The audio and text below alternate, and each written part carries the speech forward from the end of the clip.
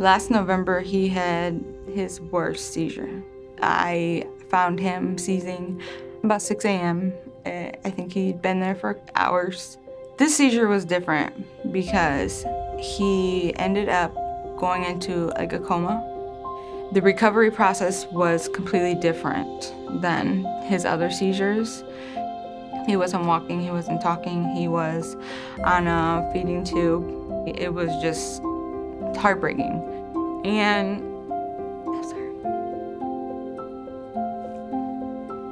we spent 52 days in the hospital. They went above and beyond. You can see a lot of the work that they did, it came from their heart.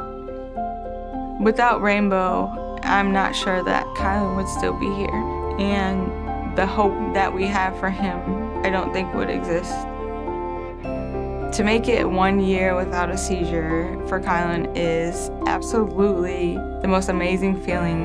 This means so much to our family, and we are hoping that this will be the first year of many years with him being seizure-free.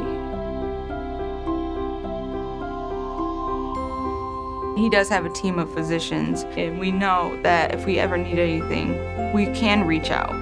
They would be there for us as family.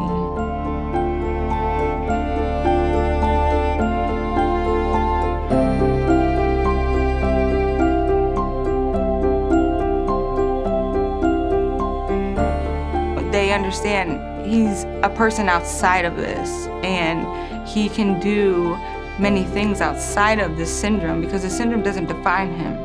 And he's showing that every day.